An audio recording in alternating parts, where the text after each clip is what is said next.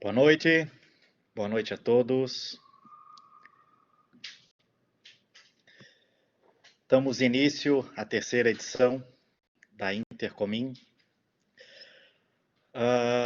Gostaria de agradecer a presença de todos, a presença online de todos, em especial aos meus alunos, colegas de mestrado. Espero que todos possam aproveitar o evento e os assuntos que serão abordados. Nesse primeiro momento, lembramos que são 3 painéis que estão ocorrendo simultaneamente hoje, que é o movimento estudantil, que é a logística, infraestrutura e também marketing. Agradeço especial também a presença dos palestrantes aqui presentes, da qual eu apresento o professor doutor Luiz Afonso Sena, que tem no currículo pós-doutorado na Universidade de Oxford, na Inglaterra, PhD em transporte na Leeds University, também na Inglaterra, formação executiva na Kennedy School of Government Infrastructure e Market Economy na Harvard University, mestre em transportes pela COP, que é a Universidade Federal do Rio de Janeiro, engenheiro civil pela Universidade Federal do Rio Grande do Sul, professor do Departamento de Escola de Engenharia da Universidade Federal do Rio Grande do Sul, foi secretário de Mobilidade Urbana de Porto Alegre e diretor-presidente da Empresa Pública de Transporte e Circulação, EPTC, e diretor da Agência Nacional de Transportes Terrestres. Temos também a ilustre presença de Lúcio Rodrigues, que é graduado em Relações Internacionais pela Universidade Federal de Uberlândia, com MBA em Gestão de Negócios pela Universidade de São Paulo, da USP, especialista em negócios com a China, gestão financeira no comércio exterior, atuou por 5 anos como diretor da comercial China Link Trading, sendo responsável pela abertura dos escritórios da empresa em Santos e também em Itajaí, e pela expansão dos negócios da empresa no Brasil. Também temos a participação do senhor Josiano Mota, que é bacharel em comércio exterior pela Universidade do Vale do Itajaí e possui graduação também em logística, pós-graduação em logística, estratégia e operação pela Uniaselv. Possui experiência na área da importação e logística e atualmente é CEO da Ship2Ship.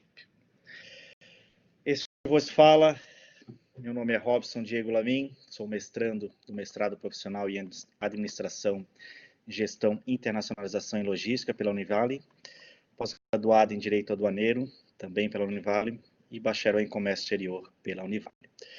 Iniciei minha carreira profissional como office boy, depois assistente de exportação. Atuei por 12 anos em agência marítima, agente de navegação, agente de carga e hoje sou ship planner na Portonave Terminais Portuários de Navegantes. A partir das 21 horas, mais ou menos quando estaremos encerrando as nossas apresentações, daremos início também à abertura do chat. Nosso tema de hoje, nosso painel, é tema logística e infraestrutura. Deixa eu só compartilhar com vocês a minha apresentação. Eu vou estar comentando com vocês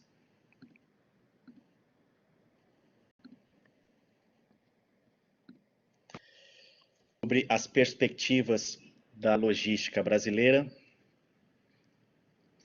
E o que a gente vê nesse primeiro momento, né? Faço um apanhado nesse primeiro momento em relação à participação do comércio do Brasil frente ao mundo. Eu trouxe um dado estatístico para que a gente possa estar norteando.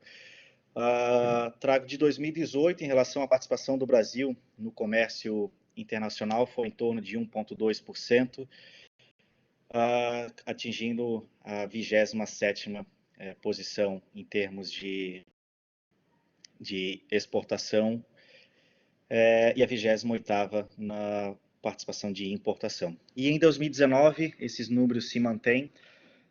Então, vejam que a ideia foi trazer o quanto nós ainda podemos crescer em relação ao nosso comércio. Nesse sentido, vimos como que a gente pode estar retomando o comércio global, considerando essa pandemia que estamos vivendo. Então, em relação à projeção da OMC, em 2020, a OMC projeta uma queda, uma redução de 9,2% no comércio internacional. Já em 2021, eles projetam uma alta de 7,2%, mas se levarmos em consideração a queda de 9,2% de 2020, essa alta de 2021 pode ainda não refletir essa nossa melhora, né? Então, espera-se ainda que a pandemia possa estar surgindo, seguindo com essa retomada.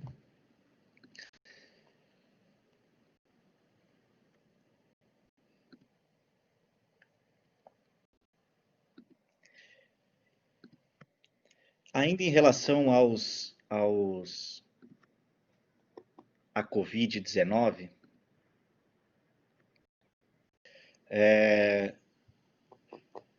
em relação à logística no Brasil, eu trago alguns pontos que talvez possam ter interferido na logística do Brasil. Então, nesse primeiro momento, em relação ao lockdown, onde as pessoas não estavam podendo circular, ou muitas vezes as lojas do comércio varejista não podia vender, exceto supermercados, farmácias, em outras lojas específicas, mas no comércio varejista em geral ele estava fechado. No entanto, abriu-se um precedente muito maior, onde o e-commerce no Brasil já estava sendo fomentado, mas houve essa possibilidade de um incremento, onde as pessoas de casa aproveitaram esse lockdown para efetuar as suas compras via e-commerce. E nesse sentido, houve a necessidade da entrega dessas mercadorias, e a necessidade da logística e de um aprimoramento da logística interna para a entrega dessas mercadorias. Nesse sentido, eu abro um parênteses e para os alunos que estão, os alunos de logística e de comércio exterior, também abro um parênteses em relação ao conceito de logística de last mile ou da última milha, que é um conceito bem interessante que pode ser aplicado e até pode ser objeto de estudo de um TCC ou de um artigo científico. Um conceito bem interessante a ser estudado, last mile ou a última milha, que compreende exatamente esse ponto, que é a necessidade da logística para a entrega dessas mercadorias, ou seja, a última entrega para o cliente. Aqui eu trago alguns gráficos para tentar elencar um pouco dos efeitos da Covid. Então, esses efeitos a gente percebe, não necessariamente esses dados eu trago de janeiro a julho, o mesmo período, de janeiro a julho, seja de 2019 e de janeiro a julho de 2020, apenas para que a gente possa fazer um comparativo. Então, temos algumas questões em relação à carga solta e a nível de containers, que houve uma queda nesse primeiro momento, até julho, mas em relação a containers, também abro um parênteses, que a gente vê uma melhora nos meses de agosto e setembro, e alguns terminais, principalmente containers, por exemplo, Portonave e TCP em Paranaguá, já houve uma melhora, Paranaguá em torno de 7%, Portonave e Navegantes em torno de 11% no aumento da sua movimentação. Esses efeitos da Covid em relação aos portos, nesse primeiro momento, pode ser em alguns pontos negativo, mas vejo também uma luz no fim do túnel para este aumento. Outros efeitos em relação aos portos brasileiros, trago a movimentação também no mesmo parâmetro, de janeiro a julho, uma correlação entre 2019 e 2020. Entre carga solta, em 2019, 5,10 e 2020, 4,73. Granel sólido, em 2019, 61,89%. Em 2020, 60,55%, uma pequena queda. Granel líquido, 2,4% em 2019, 24,6% em 2020. Então, um ligeiro aumento também. Em relação aos containers, basicamente estável. Então, esses efeitos não necessariamente têm sido negativos para o Brasil.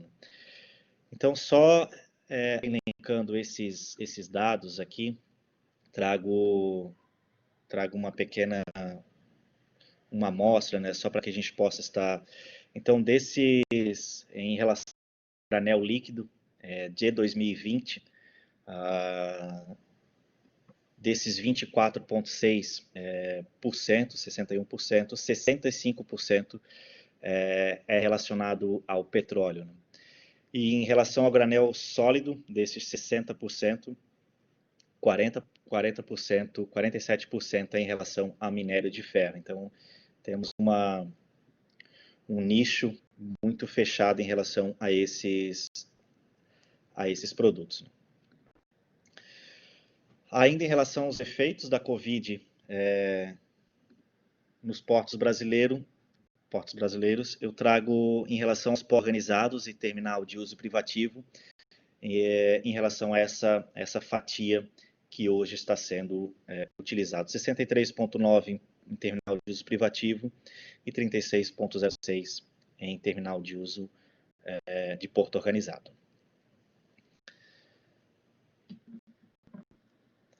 Então, nesse sentido, a gente fez um panorama em relação a um cenário internacional e um pouco do cenário brasileiro. E trago para vocês as perspectivas da logística brasileira. Devido ao tempo, eu acabei elencando apenas dois fatores que eu acho que pode ser relevante em relação a essas perspectivas da logística, onde pode ser a gente pode ter um bom crescimento nos próximos anos e pode ajudar o Brasil no seu crescimento e também na redução dos seus custos logísticos. Então, abordo para vocês, num primeiro momento, o projeto de lei 4.199 deste ano, que tem o apelido de BR do Mar, em relação à cabotagem, e também em relação às concessões das ferrovias. Então, em relação a esse projeto de lei, comento com vocês, no primeiro momento, o que é a cabotagem, né?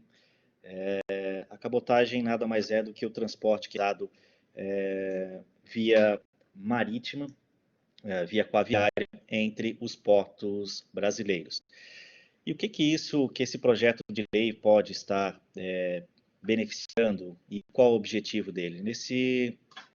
Ele tende a aumentar a oferta da cabotagem no Brasil, ou seja, aumentando a oferta do transporte entre esses portos, incentivar a concorrência, criar novas rotas e reduzir custos, ou seja, aplicar essa lei da oferta e da procura. Então, eu tendo uma oferta maior, a tendência é reduzir os custos de frete desse transporte. Aumentar o uso de navios, desburocratizar o afretamento de navios estrangeiros. Nesse sentido, abro um parênteses, enquanto os navios brasileiros estiverem em reparo ou em construção. E um dos objetivos também é ampliar em 40% a capacidade da frota marítima dedicada a esta cabotagem. Nesse sentido, eu vejo como pontos negativos em relação a esse projeto de lei. Não se pontuou em relação à burocracia dos portos para o transporte de carga. E quando eu falo burocracia, falo talvez com um pouco de propriedade, por trabalhar no terminal portuário. Muitas das vezes, esses terminais também estão um pouco de mãos atadas, porque o mesmo recinto ele é utilizado também para cargas estrangeiras e há um procedimento a ser realizado em relação às cargas estrangeiras, que a cabotagem acaba sendo inserida também nesse mesmo cenário. Também vejo como um ponto negativo os custos portuários, que nesse sentido também não se mexeu na obrigatoriedade do serviço de praticagem em rebocadores. Diga-se de passagem que eu vejo como muito importante também o serviço de praticagem, principalmente usando o nosso exemplo aqui em Itajaí, num canal de acesso um pouco restrito, que sem dúvida há a necessidade dos práticos, mas vejo que poderia um incentivo melhor para os navios de cabotagem em relação ao serviço de praticagem e também, paralelo a isso, aos rebocadores que fazem assistência desses navios, seja na hora da atracação ou na desatracação. Um outro ponto negativo também que não foi tocado nesse projeto de lei é em relação ao alto custo do bunker, que é o combustível utilizado nesses navios. Também, o custo desse bunker, muitas das vezes atrelado ao dólar, e isso não favorece aos navios de cabotagem. Então, nesse sentido, vejo como um projeto de lei muito legal, muito interessante para o Brasil, para a logística interna, para as cargas que, principalmente com o Brasil com uma extensão territorial gigantesca, o uso do transporte rodoviário para que se a gente possa estar realizando transporte do sul ao norte do país, acaba sendo uma distância muito grande, e isso acaba nos tornando refém do transporte rodoviário. A gente vai ver num gráfico mais à frente. O Brasil hoje representa o transporte realizado dentro do Brasil, representa em torno de 60% via rodoviário, e isso acaba nos deixando à mercê de apenas um único modal de transporte. E face disso, a gente viu em 2018, que foi a greve dos caminhoneiros, o quanto isso refletiu na nossa logística interna e também, obviamente, acaba interferindo na nossa logística externa também. Então, a meta desse projeto de lei é passar de 1.200.000 TEUs, que é a unidade equivalente a uma unidade de 20 pés, de 1.200.000 TEUs este ano para 2 milhões de TEUs em 2022. Então, carece que esse projeto de lei seja aprovado o quanto antes. Para que vocês tenham uma ideia, esse projeto de lei ele deveria ter sido colocado em pauta nessa última terça-feira, mas acabou sendo remarcada essa votação para o dia 27 de outubro. Então, vejo como muito importante essa análise por parte dos deputados, seja na aprovação e principalmente em relação a esses pontos negativos que eu coloquei, que acho que realmente que deva ser colocado em pauta e ao menos ser analisado esses pontos negativos, porque de nada adianta colocar mais navios à disposição se esses outros pontos negativos não forem discutidos. Um outro ponto de vista eu vejo em relação à perspectiva da logística brasileira está em relação à concessão das ferrovias. Trago um mapa da concessão da ferrovia Norte-Sul, onde mostra alguns trechos já concedidos, outros ainda em concessão, e outros trechos ainda a ser projetados. Então, vejo também como essa é uma perspectiva muito interessante para que possamos colocar a nossa logística, o nosso custo Brasil, reduzindo no sentido de melhorar não só a nossa logística interna, mas também a nossa logística externo, favorecendo principalmente o transporte das commodities, principalmente daquelas que vêm do centro-oeste brasileiro. Então, nesse sentido, em relação às perspectivas das concessões, trago mais enfático os objetivos da Ferrovia Norte-Sul, dado ao nosso tempo, que é estabelecer as alternativas mais econômicas para o de carga no mercado consumidor, induzir a economia do cerrado brasileiro, favorecer a multimodalidade do transporte, ou seja, a ideia, obviamente, não é tirar de cena o transporte rodoviário, mas e sim viabilizar que o transporte de longa distância seja realizado, seja através do transporte marítimo ou através do transporte de ferrovia, dada a sua possível economia. Conectar a malha ferroviária, que vai facilitar também a multimodalidade.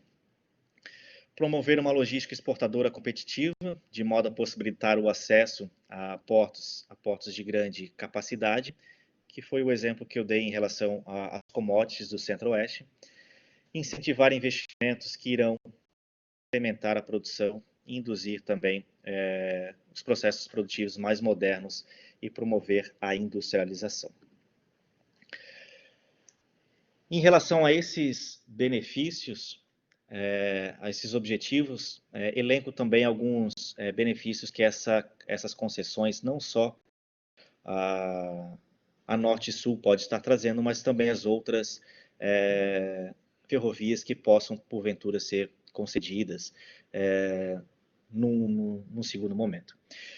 Que é reduzir os custos de comercialização do mercado interno, reduzir os custos de transporte, considerando que um trem pode estar levando vários containers, por exemplo, ou várias toneladas de produtos de um ponto A a um ponto B, principalmente em relação a longas distâncias. Redução da emissão de poluentes, fazendo um paralelo entre a quantidade de caminhões que podem ser reduzidos numa longa distância. Reduzindo também o número de acidentes em estradas, melhorando o desempenho econômico de toda a malha ferroviária, aumentando a competitividade dos produtos brasileiros no exterior. Isso a gente pode estar atrelando ao custo do transporte, incentivando também os investimentos e a modernização e a produção agrícola, e melhorando também a renda da distribuição e da riqueza nacional. Então, eu vejo nesse, dado ao tempo, como eu comentei anteriormente, esses dois principais perspectivas da logística brasileira, da qual a gente pode estar melhorando o nosso transporte interno e, consequentemente, externo. Eu trago para vocês uma matriz de transporte nos países, apenas para que a gente possa sair dessa conversa visualizando a matriz de transporte nos países, e eu chamo a atenção principalmente nos países cuja extensão territorial são semelhantes ao Brasil. Por exemplo, Estados Unidos, China, Canadá. O quanto o Brasil ainda é dependente, como eu comentei com vocês, em torno de 61% do transporte interno é realizado via rodoviário, e o quanto a gente pode estar ganhando e utilizando da nossa malha ferroviária e também da nossa costa, ou seja, mais de 8 mil quilômetros de costa, e a gente utiliza apenas 12% dessa capacidade. Então, vejo que essas perspectivas que eu elenquei anteriormente podem estar muito corroborando com essa possível divisão nos próximos anos. Então, percebam que os Estados Unidos, por exemplo, e Canadá, há uma diversidade um pouco grande em relação às suas matrizes de transporte. Então, essa porcentagem está em tonelada por quilômetro útil. Então, apenas para que a gente possa ter uma noção em relação à matriz de transporte, seja no Brasil ou seja nos países, principalmente que têm extensão territorial semelhante ao Brasil. Pessoal, encerro por aqui. Muito obrigado. Agradeço a atenção de todos e passo a palavra ao nosso professor doutor Luiz Afonso para que possa estar abordando o seu assunto. Muito obrigado, professor. A palavra está com o senhor. Muito obrigado. Eu agradeço primeiro a possibilidade de o Intercomim em 2020. Para mim é um privilégio poder estar participando. Eu vou começar falando nos 10 minutos que o pessoal me alocou, né? Eu estou aqui, não sei, eu estou enxergando ainda a apresentação. Tá perfeito. Bom, eu vou tentar, eu vou começar então aproveitando o penúltimo slide que foi apresentado então nessa primeira exposição, e aproveitar para dizer que eu discordo só um pouquinho da forma como ela foi apresentada, porque às vezes parece que o Brasil é um país rodoviarista. Aliás, esse é um mito que a gente tem ao longo do tempo criado. É óbvio que nós temos um déficit de ferrovias, é óbvio que nós temos um déficit de hidrovias, né? Nós temos déficit importante em relação às dutovias também, né? Mas eu queria só alertar, e eu acho que essa é uma questão muito importante de ser alertada, que muito embora esse percentual seja da ordem de 60 e poucos por cento, né? Do percentual viário, é bom lembrar uma outra informação que a gente tira usando também informações do World Economic Forum, né, o Fórum Econômico Mundial, e também informações do próprio governo federal que mostram que no ranking das nações, a ferrovia brasileira, a disponibilidade de metragem de ferrovias é muito baixa, as hidrovias também, nós ocupamos lugares ridículos, vamos dizer assim, que são sempre em torno de 100, 80 dentro de um conjunto de 120 países. Então nós estamos lá, muitas vezes, abaixo de países pobres da África e da América Central, por exemplo.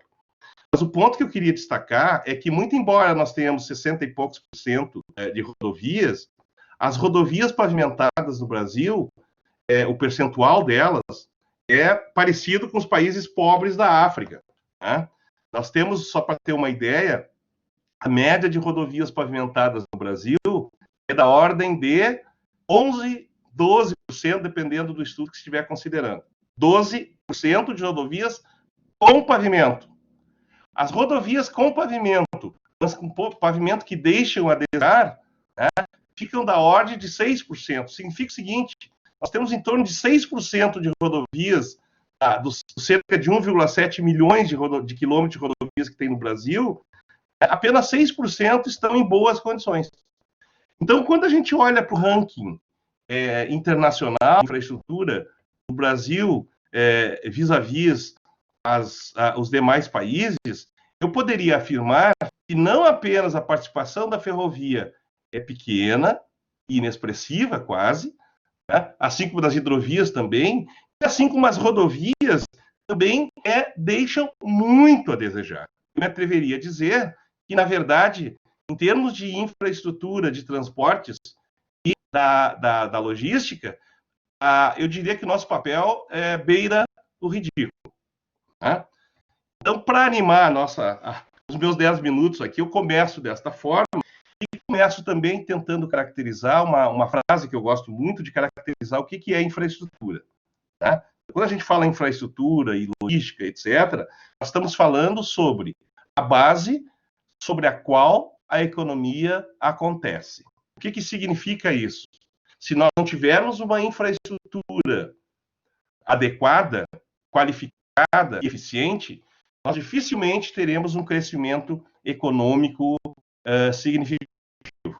Existem alguns estudos do Banco Mundial, de alguns organismos internacionais, que mostram que mais ou menos 1% de acréscimo no investimento em infraestrutura corresponde a mais ou menos 0,1% de acréscimo no PIB dos países. Isso é um estudo do Banco Mundial bastante importante que evidencia a relevância da infraestrutura para o desenvolvimento dos países. Infelizmente, aqui no Brasil, nós estamos ainda engatinhando. Do ponto de vista, quando se fala também em logística e quando se fala em infraestrutura, é absolutamente fundamental que se fale nos conceitos de network, conceito de rede, porque a infraestrutura, ela é, por definição, a gestão de redes. Então, nós temos redes de transporte ferroviário, rede de transporte rodoviário, rede de hidrovias, rede de portos, redes de aeroportos e assim por diante, que caracterizam diferentes layers que se integram e fazem, inclusive, a tal da intermodalidade, que nada mais é do que pontos de interlocução entre os diferentes layers ou as diferentes redes que precisam, obviamente, estar interligadas. E quando nós falamos em rede, nós precisamos falar em dois níveis principais, vamos dizer assim, de análise. A primeira seria a questão do meio físico, propriamente dita. A infraestrutura é por si, né? Que nós temos a rede de rodovias, o sistema de ferrovias, o sistema de aerovias, sistemas de dutos, né? E muitas vezes é esquecido, a gente fala muito pouco em duto aqui no Brasil, o sistema de hidrovias, né? O sistema portuário, e eu acho muito interessante também esse destaque que foi dado, então, na apresentação inicial sobre a BR do Mar, que é uma forma de tentar aumentar a eficiência do transporte na costa, né? Nosso transporte de cabotagem, que é também muito ineficiente. Eu só alerto em relação a isso também, agregando um ponto mais também importante, que não é só a questão da disponibilidade de embarcações, senão também é muito importante a gente ver a forma como está estruturado o mercado. Se tivermos meia dúzia lá, ou 3 ou 4 operadores, né, empresas operando, nós continuamos a ter oligopólios. E como todos nós sabemos de conceito básico de microeconomia, os monopólios e os oligopólios, quem opera esses monopólios, no caso, os operadores as empresas que lá são monopolistas, os oligopolistas, normalmente acabam exercendo o que se chama de market power. Então, muitas vezes, preço, oferta, etc., são de domínio dos monopolistas e oligopolistas. Logo, é importante que essa discussão está sendo materializada via BR do Mar, ela também contemple a questão da estruturação do mercado. Né? Bom, a outra dimensão da questão da infraestrutura, além da questão do meio físico, é o que diz respeito à gestão. E aí entra uma questão importante, que também foi mencionada, aproveitando aí a apresentação então inicial, né, que é a questão de como nós estamos fazendo essa gestão. São empresas públicas? São empresas privadas? Se são privadas, são mercados que tendem à competição perfeita ou continuam sendo monopólios regulados? E aí a gente pode, a partir disso, entrar numa discussão que é extremamente relevante para a eficiência sistêmica do país, que são, no caso, as concessões desta infraestrutura. Então, o país tem avançado bastante nas últimas décadas, então nós temos hoje realidades que começam a se transformar dramaticamente. Tá? Por exemplo, no setor aeroportuário, nós tínhamos antes o que se poderia chamar campos de pouso, né? Terminais absurdos de passageiros, a carga sendo absurdamente gerenciada dentro desses terminais aeroportuários, e hoje a gente começa a ter as grandes metrópoles, aeroportos de primeira linha. No é o caso, por exemplo, de Porto Alegre, isso é muito claro, né? Muitos aeroportos, Brasília, Curitiba e assim por diante, né? O próprio aeroporto de Florianópolis, que era um terminalzinho muito vira-lata, e que agora ele passa a ter uma outra característica, não apenas o terminal de passageiros, que é importante, mas da própria questão da gestão, né, das cargas de alto valor agregado que por lá passam. Né? Aqui em Porto Alegre, que eu estou falando de Porto Alegre, né, nós temos uma questão que é muito emblemática. O Rio Grande do Sul já perdeu várias empresas, entre as quais a Dell, e outras empresas que deixaram... a Dell estava no Rio Grande do Sul e voltou para São Paulo. Por quê? Porque o aeroporto, a pista do aeroporto de Porto Alegre, ela não permitia que um avião saísse cheio, com carga, por exemplo, que pudesse chegar em Chicago, chegar em Frankfurt, etc. Então, o máximo que o aeroporto de Porto Alegre permitia, ainda permite, mas agora essa situação está se alterando, em função da extensão da pista, era chegar em Lisboa ou Miami.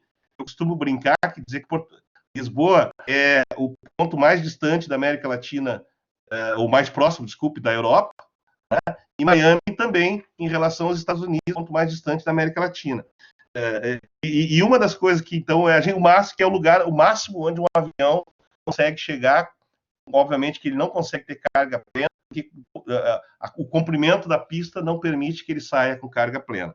Então, essas situações estão se alterando exatamente porque teve um programa de concessões e que privilegia hoje também, então, o chamamento para o setor privado, a sua capacidade de investimento, né, para o caso também da sua capacidade gerencial.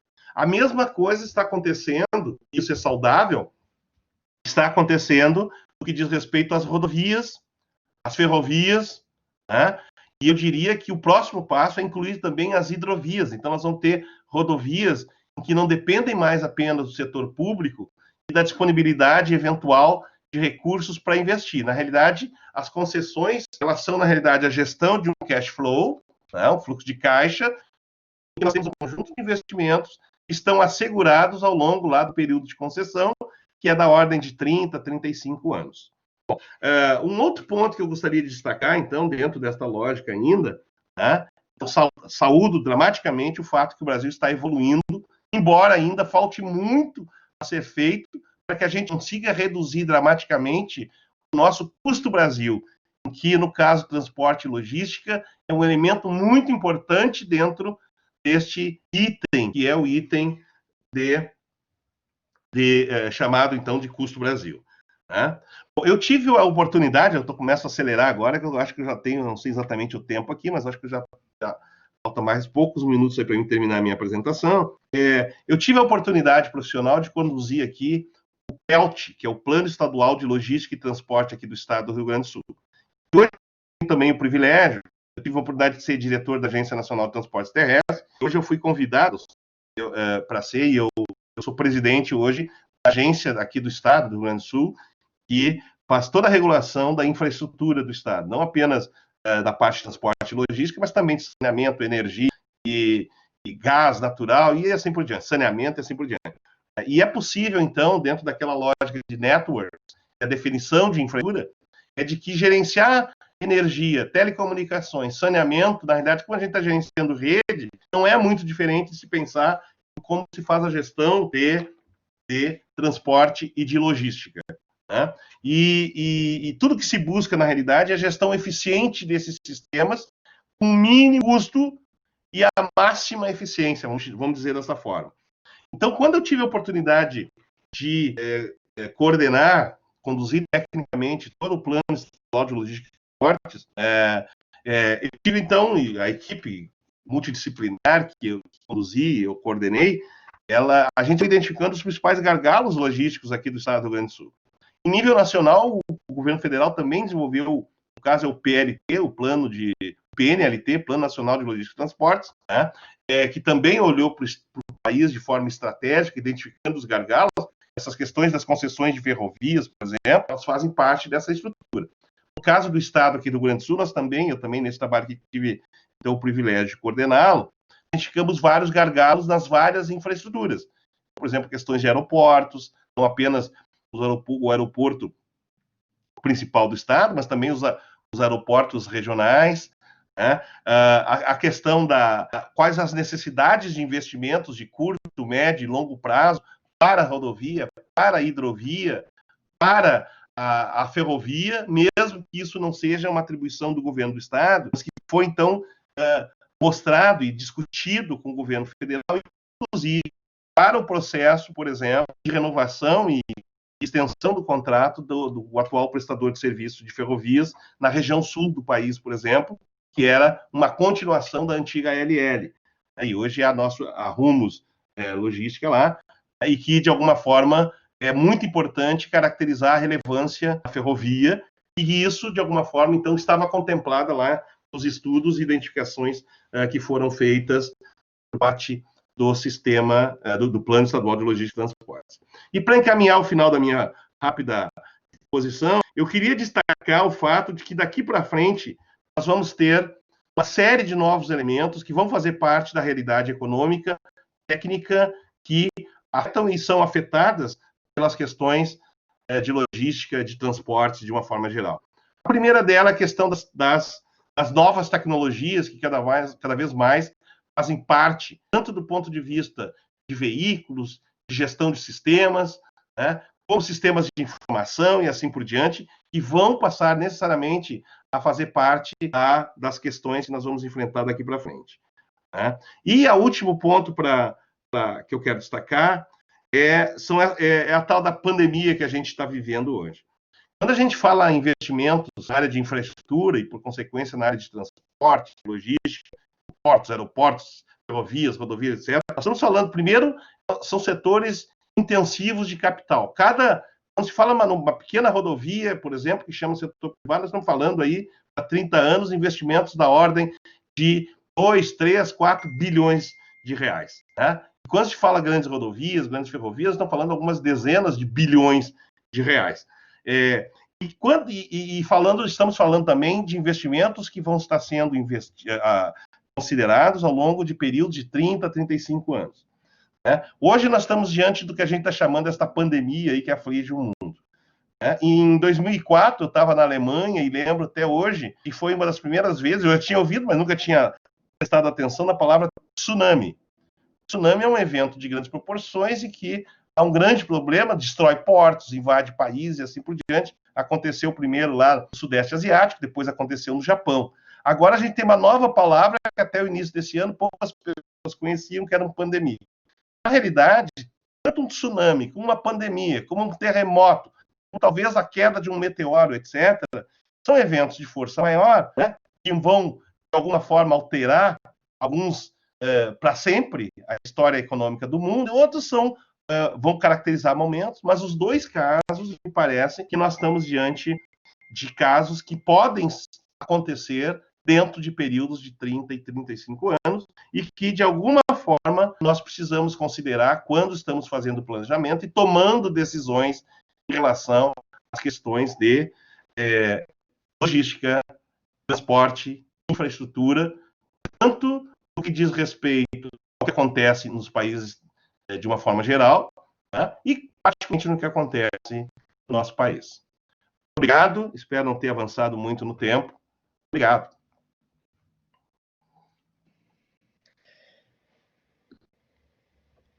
Muito obrigado, professor.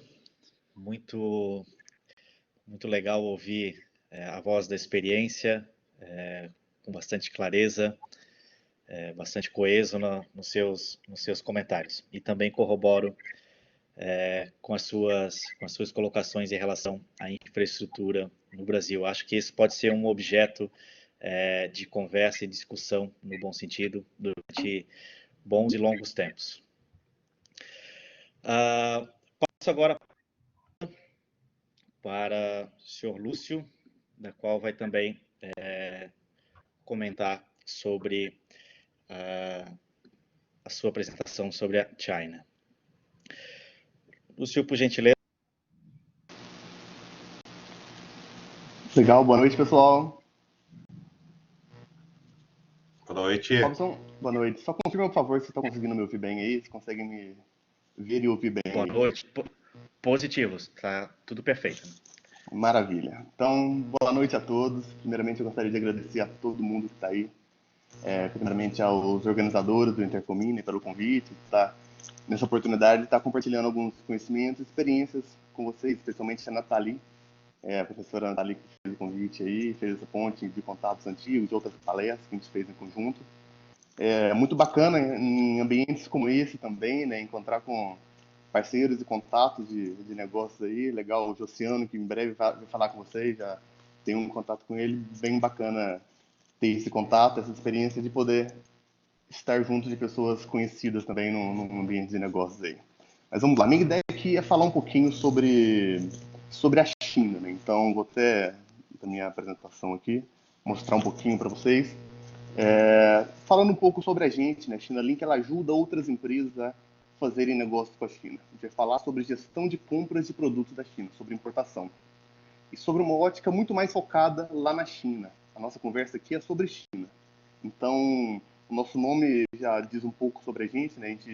Nós somos a China Link Trading, mas o termo trading muitas vezes é relacionado, e muitas vezes quando se pensa em trading, pensa numa trading aqui no Brasil, né? Uma empresa que vai utilizar o seu radar para importação, que vai utilizar algum tipo de benefício, mais focado na parte Brasil. O nosso trading é uma trading muito mais focada lá na China. Então nós estamos lá na China, nós somos uma trading na China que ajuda outras empresas a encontrarem produtos, a gente leva as empresas para a China, para as grandes feiras de negócio, a gente acompanha o processo de produção junto aos fornecedores, fazendo contratos de fornecimento da nossa empresa lá da China com os fornecedores. Então, tudo isso para falar que a nossa conversa é mais focada nessa gestão de compra, focada lá na China. Então, o nosso assunto aqui é a China.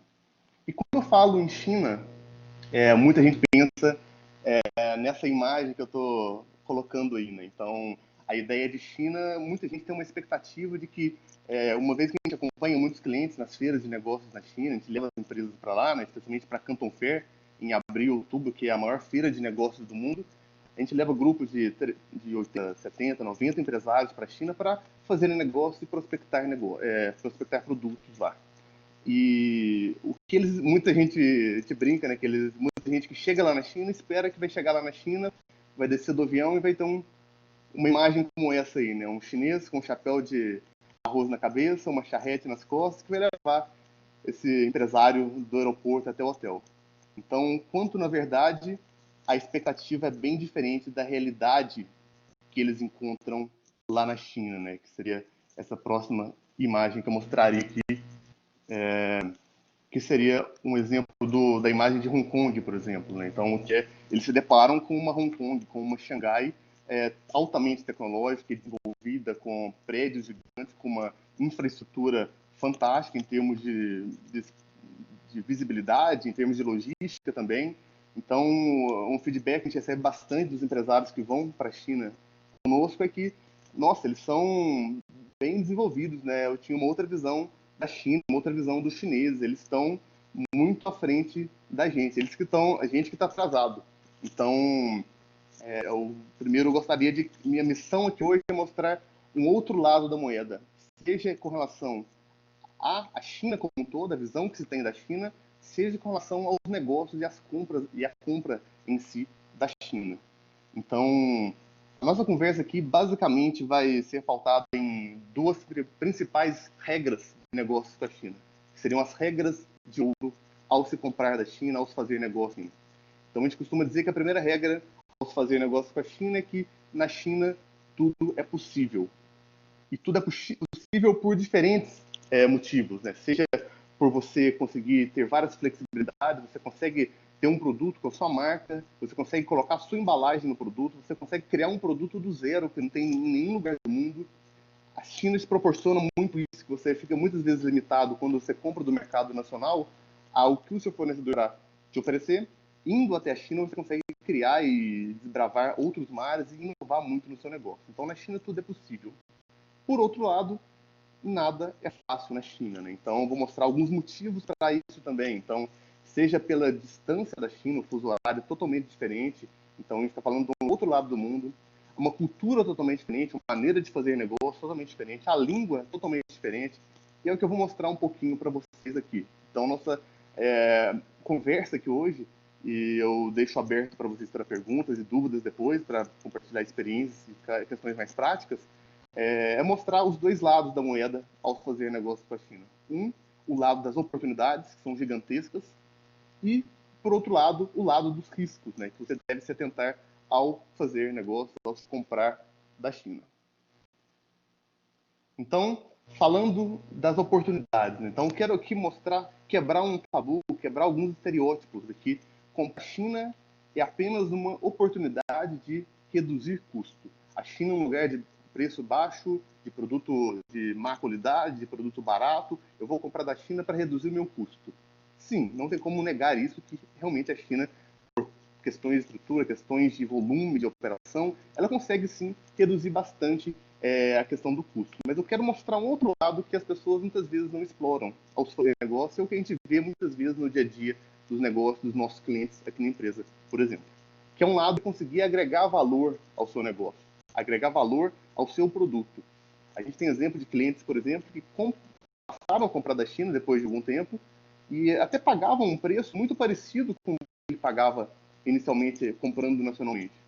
No entanto, ele conseguiu agregar valor ao produto dele, tendo um produto diferenciado que ninguém tem, tendo um produto com um brinde, por exemplo.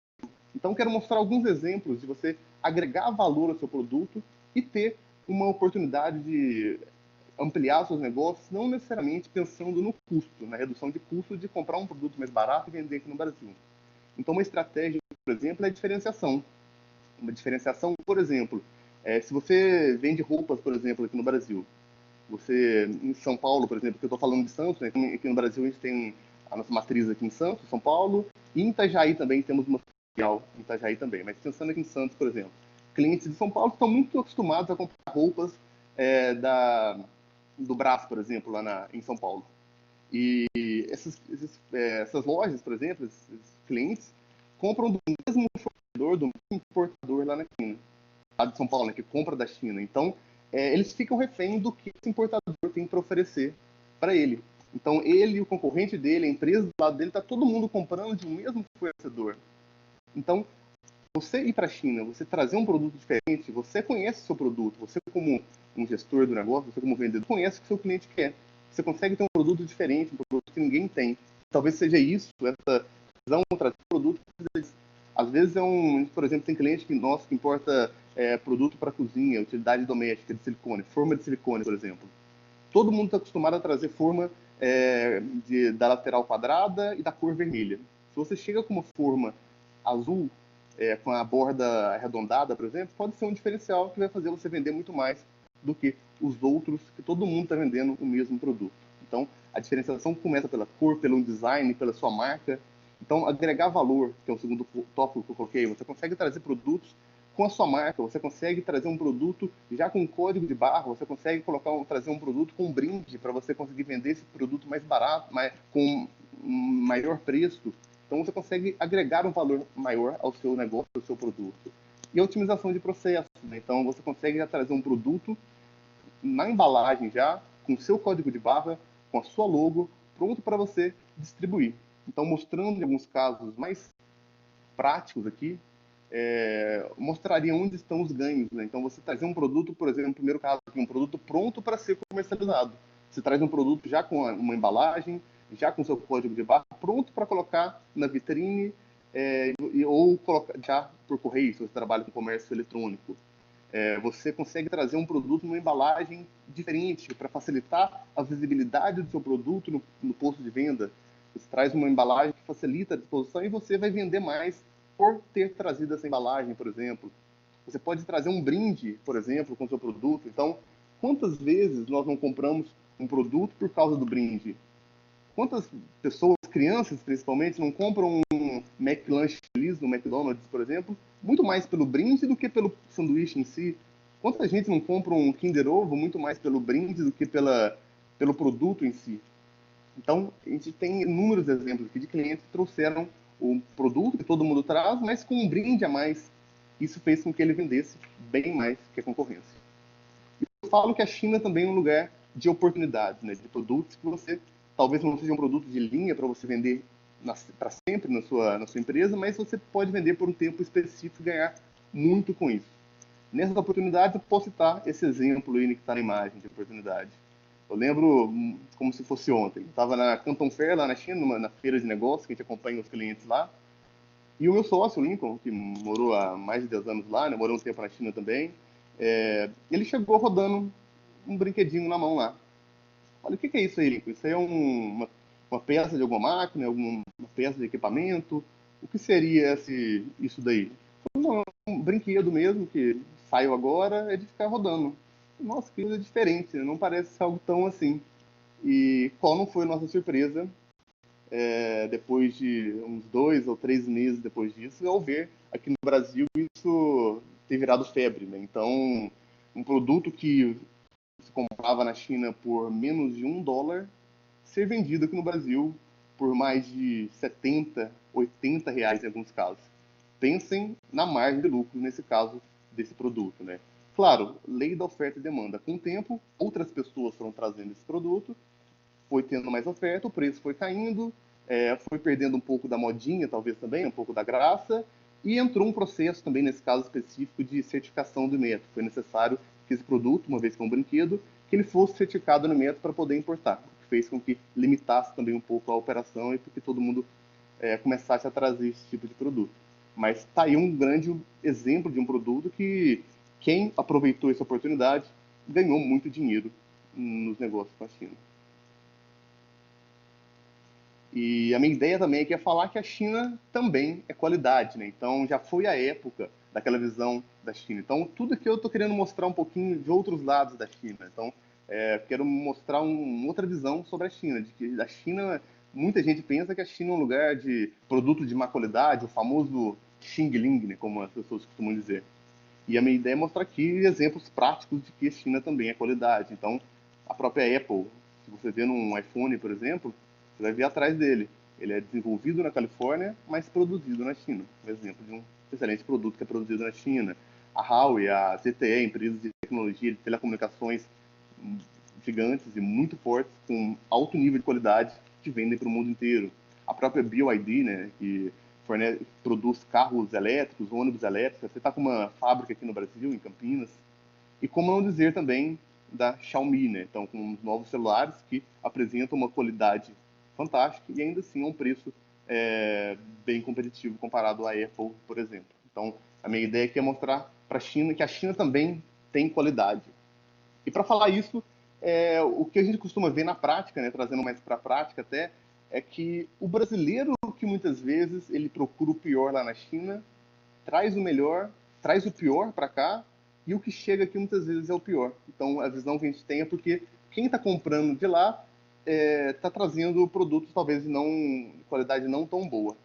Eu posso citar um exemplo na prática disso, de uma vez que eu estava na feira, na Canton Fair lá na China, acompanhando um cliente, a gente estava vendo coisas da parte de iluminação. Nosso cliente trabalhava com iluminação, então a gente estava passando por alguns estandes de produtos de LED, de lâmpadas de LED. Né? Então a gente parou no stand lá e perguntou quanto custa essa lâmpada aqui. O fornecedor logo falou um preço lá.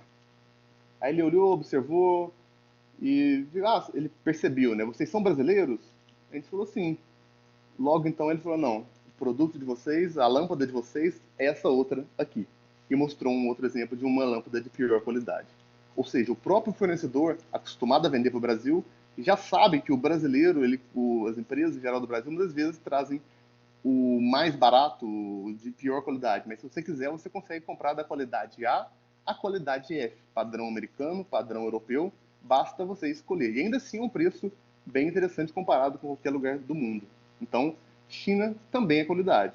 Tem coisa ruim, mas também tem coisa de excelente qualidade. Basta você escolher o que você quer comprar. Falando depois que eu falei um pouco dessas oportunidades aí, eu falaria um pouquinho dos desafios, né? Então, nem tudo é tão simples assim. Por que não é tão simples assim? Eu falarei de alguns exemplos, de algumas questões, por exemplo, que é a cultura. A cultura chinesa é muito diferente da nossa. Os chineses, em geral, são bem mais distantes, são bem mais fechados. Eles têm uma cultura de entregar o cartão, exemplo prático, né? De entregar o cartão com as duas mãos, por exemplo. Então, vários detalhes que isso influencia nos negócios. Você não conhecendo a cultura chinesa, você pode ter dificuldade ao negociar ou comprar da China. Outra dificuldade, um desafio, é a localização. A China fica do outro lado do mundo. A China, quantas horas de distância? Para você ir lá na China, verificar alguma coisa, negociar de frente a frente com o fornecedor, é muito difícil. Você pegar um avião, são mais de 24 horas dentro de um avião, ainda considerando uma escala. Então, é bem distante. Isso impacta também no fuso horário, enquanto lá é de manhã, aqui à noite e vice-versa. Bem como a questão da censura, né? Então, o governo chinês controla muito a economia, controla a China como um todo. Então, vários sites lá são bloqueados. Por exemplo, as redes sociais, Instagram, YouTube, Google e várias outras redes sociais, redes de notícia, é tudo bloqueado. Os chineses não têm acesso a isso. Isso faz com que eles tenham uma visão muito diferente da nossa, bem mais fechada ao mundo ocidental. Então, isso dificulta também e traz algumas peculiaridades ao se fazer negócio. E como não falar da língua, né? O chinês, o mandarim, é uma língua totalmente diferente da nossa. Para a gente aprender o mandarim, da mesma forma que é muito difícil para a gente aprender o mandarim, uma vez que não tem relação nenhuma com o inglês, com o português, para eles aprenderem qualquer outra língua é bem difícil também. Então, eles muitas vezes têm dificuldade em aprender o inglês. Então, a gente costuma falar que você pode falar inglês muito bem, mas falar xinglês é uma outra história. Por isso, justamente. Então, o sotaque é bem carregado e é difícil você realmente encontrar um chinês que tenha um inglês muito bom assim para conversar. Com o tempo você vai acostumando a falar o inglês deles, né? Mas no primeiro contato, pessoas geralmente estranham bastante no primeiro contato com chineses. Eu vou falar de 3 passos agora aqui, direcionando a gestão das compras da China, né? Então, um primeiro passo seria encontrar um fornecedor. Seria um outro desafio, né? Então, se você quer comprar da China, você precisa encontrar uma fábrica lá na China. E aí tem vários desafios e várias dificuldades. Uma, do fuso horário, por exemplo. Então, você tem que falar totalmente diferente. Você fala numa língua que muitas vezes eles não entendem o que você está precisando. Tem alguns sites de busca, como o Alibaba, o AliExpress, o Made in China, que você pode encontrar fornecedores nesses sites, mas, assim, são sites de busca de fornecedores, como se fosse um Mercado Livre, por exemplo. Tem fornecedores muito bons lá. No entanto, tem fornecedores que nem existem. Fornecedores realmente de má fé que querem aplicar golpes nas empresas do mundo inteiro. A gente já viu vários casos nesse sentido. Então, às vezes, fornecedores é uma plataforma, Alibaba. Você paga e você está lá como fornecedor. Então, se eu pago para o Alibaba, eu posso estar lá como um gold supplier, por exemplo, um fornecedor ouro, um fornecedor bem ranqueado. Enquanto, na verdade, eu posso estar querendo, vamos dizer, aplicar algum golpe em alguém. Então, é um desafio muito grande buscar fornecedores na China se você não tem alguém lá na China para te ajudar nisso daí. Então, atente-se a isso quando se for fazer negócio com a China.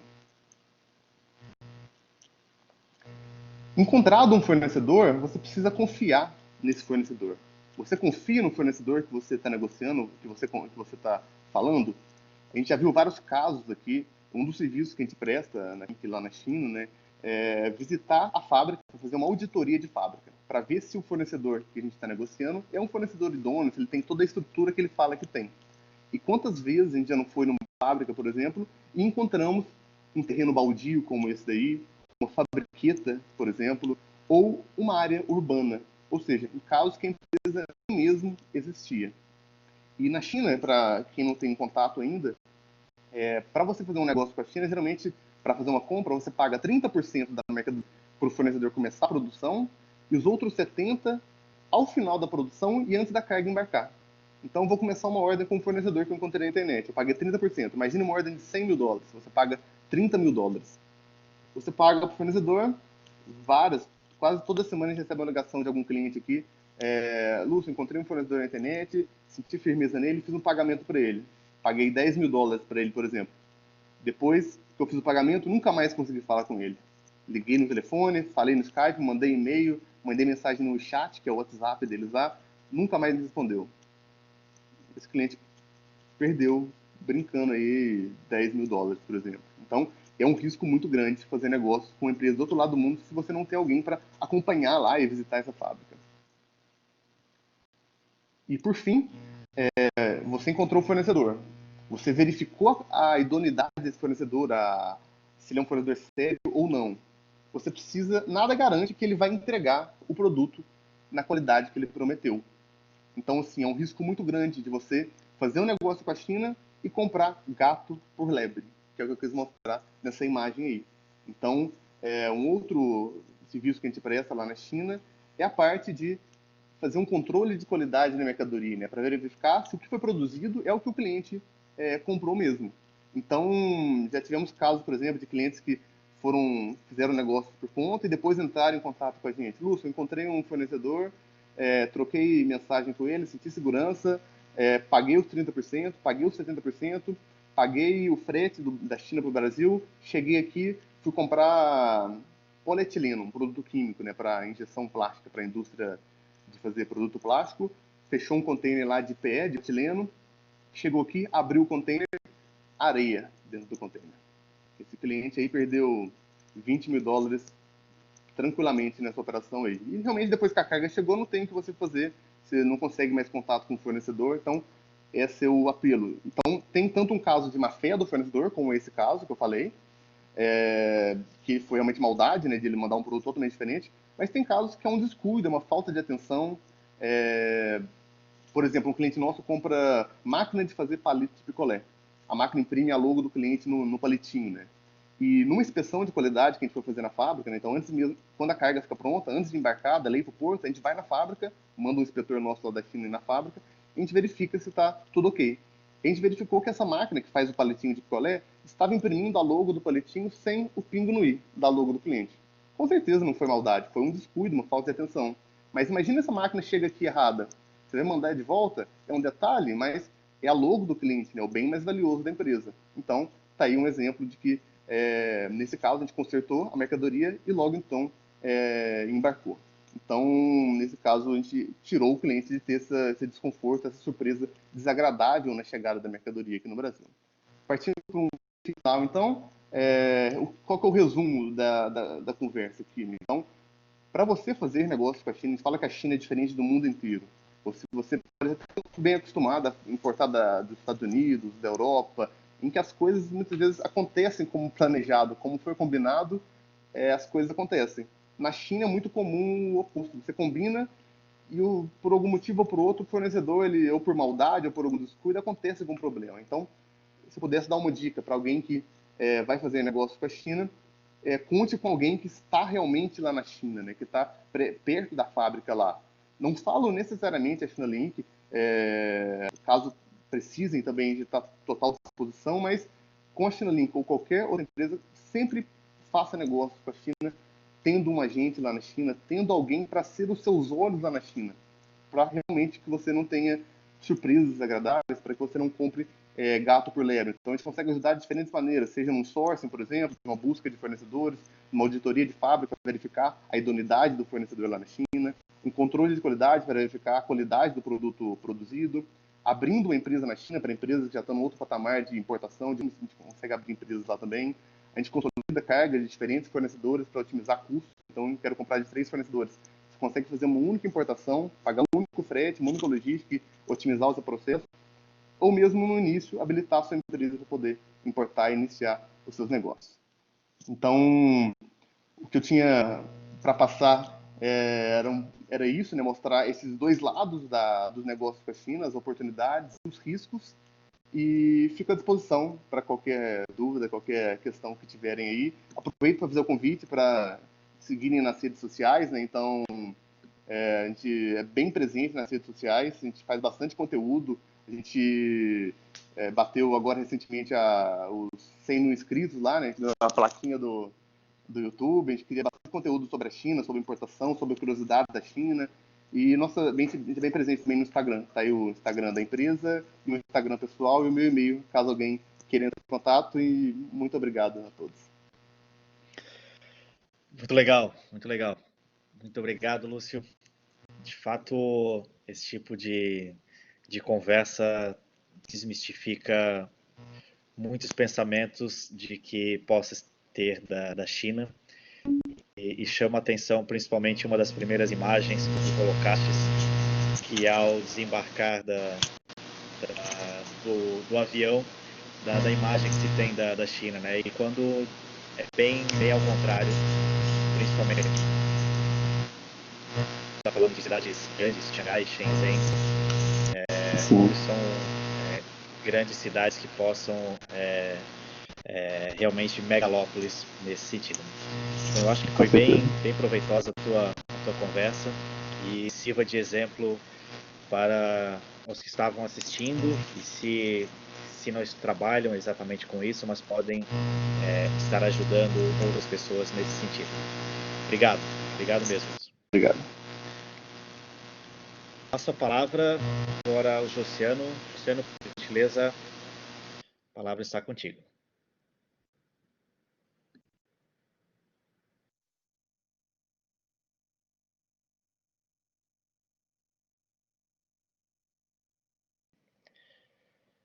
Josiano, não estamos te ouvindo.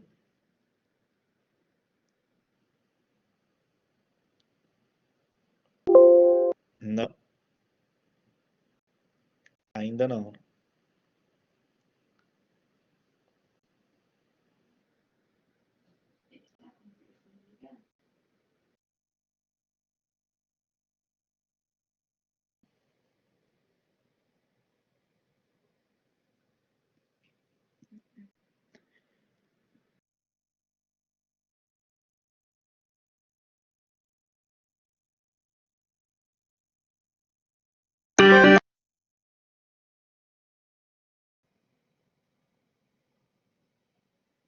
Não, ainda não estamos ouvindo. Deixa eu só te tirar de moderador e colocar novamente, quem sabe isso possa ajudar. Vamos ver.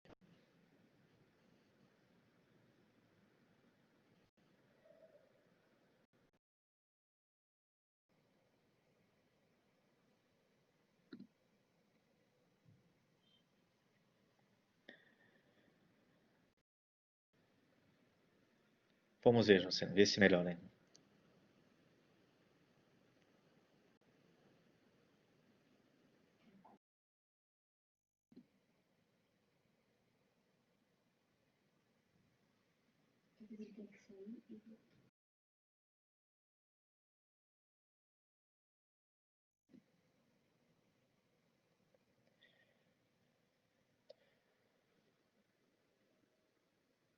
Josiano, eu sugiro a tu saíres e entrar novamente para tentar corrigir o.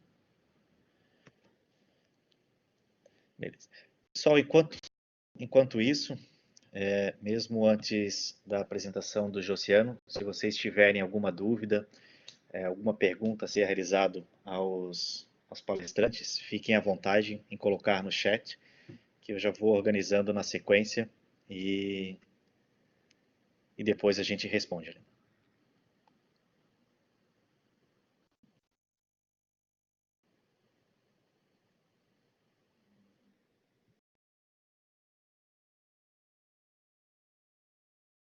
Oi, consegue me ouvir agora? Perfeito, alto e claro. Ah, beleza, ótimo.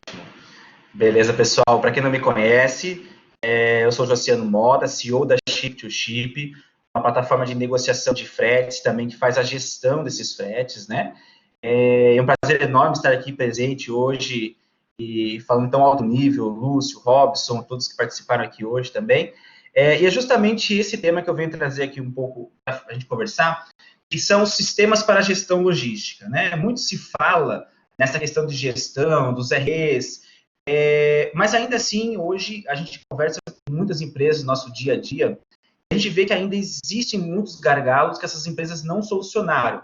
Ou seja, ainda existe muita coisa manual, que já existem softwares que podem resolver esses problemas. E é justamente essa parte focada mais na logística que eu vou conversar aqui um pouco hoje, e justamente o porquê que as empresas devem utilizar esses sistemas de gestão, né? Basicamente, um sistema de gestão é um software de computador que ajuda as empresas nas atividades diárias, né? Sejam atividades interligando setores, aí eu posso dar um exemplo, né, de um RP mais famoso de comércio exterior, por exemplo, desde o pedido de compra até o momento do pagamento é uma coisa só, né? A gente elimina aquele meio do caminho, que são as planilhas, né? Cada parte do processo está com uma planilha diferente, ou é uma planilha compartilhada entre todas essas pessoas, e muitas vezes isso acaba não trazendo uma produtividade, né? Não acaba trazendo um processo tão ágil para essas empresas.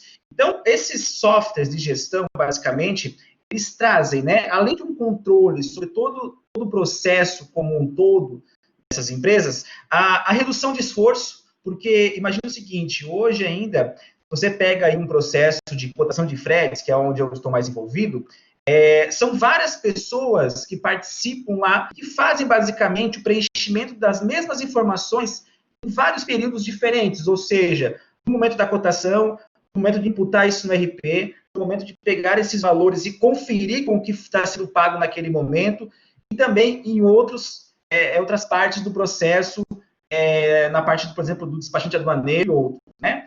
Então, hoje, esses sistemas de gestão, eles fazem uma única vez esse input de informações. Lá no começo, essa informação é imputada, e até o final ela continua a mesma coisa. Não precisou alguém no meio do caminho ficar inserindo a mesma informação várias vezes, né? Então, ela reduz esse esforço que as empresas teriam sem um sistema de gestão, né?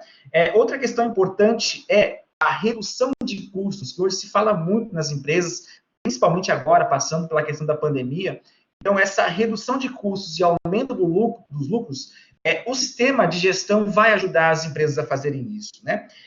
Entre esses, podemos destacar, né, algumas questões importantes, que esses sistemas de gestão também fazem com que não só as empresas tornem o processo mais claro, né, tornem o processo mais fácil de ser feito, mas também tem a questão do engajamento da equipe e maior produtividade. Então, a gente diz que hoje as empresas que já usam algum sistema nesse sentido, a produtividade muitas vezes chega a dobrar, né? Por quê? Porque o trabalho, o esforço inicial é muito menor quando você tem um sistema bom, um sistema que realmente auxilia esse processo de gestão das empresas. Outra questão importante, os processos também se tornam muito mais automatizados. E isso traz também maior eficiência ao processo nas empresas, né? Outra questão que podemos destacar é que as empresas conseguem, através de um sistema de gestão bom, ter a informação exata em tempo real. Ou seja, ela consegue saber tudo o que está acontecendo no processo sem ter que ficar ligando para ninguém, mandando um monte de e-mail, respondendo alguma coisa. Ela consegue ter isso de uma forma muito clara, muito simples, e ao mesmo tempo ela consegue fazer com que isso evite erros, né, e problemas de comunicação. Por quê? Porque está tudo num lugar só. Então você tira aquela questão de poder retirar de um e-mail, mandar para alguém, esquecer alguma vírgula, colocar um número a mais e acabar causando algum conflito, alguma confusão. Então, essa parte, digamos assim, de ter tudo em um controle maior com esse sistema de gestão é uma das questões que as empresas têm buscado muito hoje em dia, né? Outra questão importante que eu posso destacar também é a automação do processo como um todo. Então, assim, esses RPs, né, do comércio exterior, existe aí no Brasil, pelo menos que eu conheça, são uns 15 ou 20 diferentes que atuam aqui no Brasil, cada um com as suas peculiaridades, cada um sistemas diferentes, tecnologias diferentes também, algumas mais avançadas, algumas ainda avançando nesse mercado, mas todas elas a gente vê algo em comum. Está começando agora realmente a se interligarem umas com as outras, né?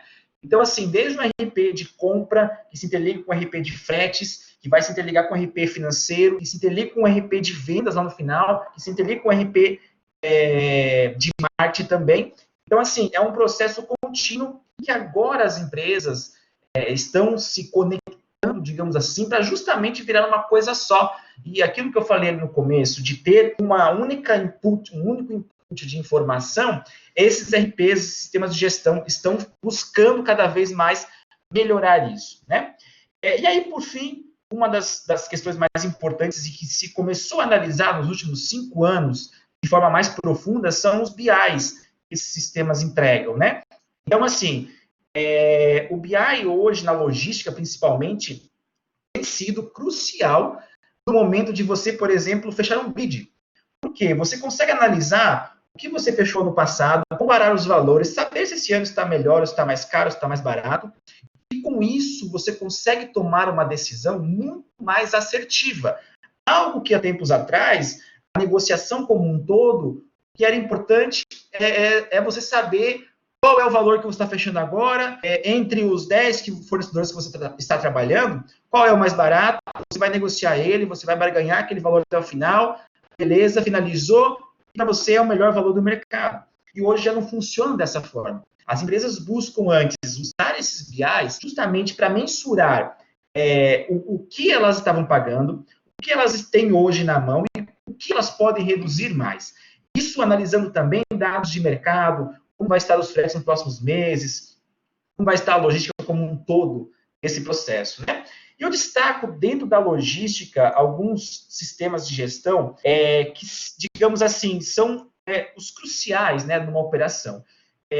Um deles, que hoje na logística mais nacional, digamos assim, que são os TMS, né, que são sistemas de gestão de transportes, que auxiliam, por exemplo, a empresa ao serviço de entrega, né? Ele apoia também em outras etapas, como planejamento de rotas, auditorias internas, verificação também e alinhamento das transportadoras. Então, ele cria KPIs de qualidade desses fornecedores, além de conseguir também ter um controle de gasto através desses TMS, que é algo que realmente, eu acho que na logística como um todo, é um dos sistemas que as empresas mais têm em comum, são os TMS. Por quê? Porque justamente há um tempo atrás, já notaram que era importante ter esse tipo de sistema rodando na empresa para otimizar custos, tempo e também ser mais assertivo nessas negociações de fretes, né? Outra questão importante são os WMS, diferente do TMS, o WMS é usado dentro, né, digamos, dentro dos armazéns das empresas, e ele serve mais para a questão de gestão de estoque, né? Ele auxilia no processo, digamos, pré-embarque. Então, também, os WMS têm sido bem importantes, eu digo que é o segundo sistema que é mais utilizado depois do TMS, isso considerando aí os últimos tempos, conversando com várias empresas no dia a dia, a gente vê que as empresas, nesse quesito, já estão todas bem alinhadas, já tem esses sistemas rodando nessas empresas. E aí vem a questão também dos sistemas, né, de monitoramento de entregas, onde você consegue gerenciar onde está o motorista, que horas vai chegar, então, para evitar filas, todo esse processo engloba essa gestão, né, das entregas das cargas, até mesmo o frete internacional. Hoje em dia é muito comum as empresas já utilizarem algum sistema de tracking, né, para justamente saber onde está a carga, quando é que vai chegar, e poder também se programar, né. E aí também, um outro sistema que é bem utilizado de gestão são os sistemas de roteirização. Então, as empresas, a fim de reduzir, né, caminhões andando em círculo, fazendo rotas similares e no mesmo dia, sendo que ela poderia ter um sistema de roteirização, onde esse sistema vai calcular para a empresa onde ela deve ir primeiro, onde ela vai depois, como é que ela pode fazer isso. Então, ela também consegue otimizar o tempo de entrega, reduzir custos, principalmente, e também conseguir, né, passar uma previsão muito próximo do real de quando vai chegar a carga naquele cliente, para que ele também se programe, né?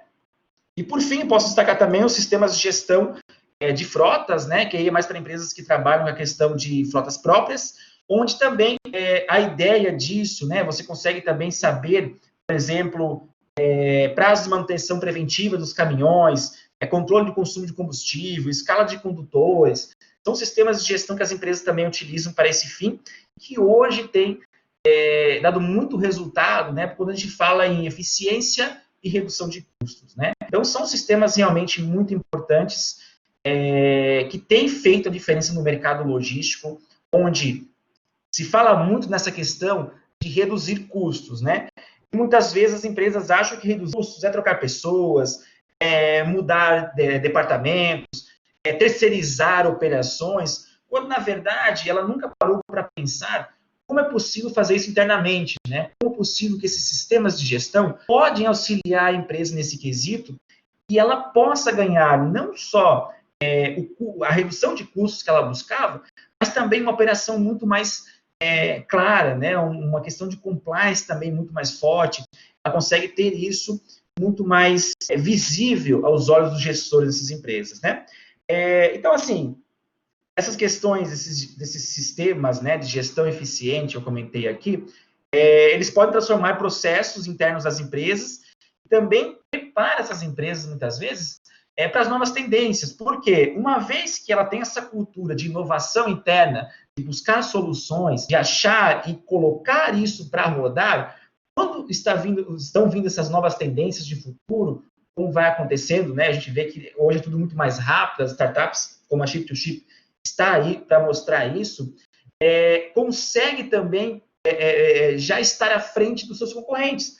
Muitas vezes a gente conversa lá no dia a dia na Ship2Ship com empresas que têm uma margem muito pequena no produto dela e que usam sistemas de gestão justamente para ter mais eficiência nessa margem de fretes. As pessoas pensam que isso é commodity, que isso não muda muito, elas conseguem 30%, 20%, 15% de economia do custo do frete na operação como um todo, ou seja, as pessoas gastam muito menos tempo para negociar isso tudo, e no final ela consegue trazer o produto dela muito mais barato para o mercado.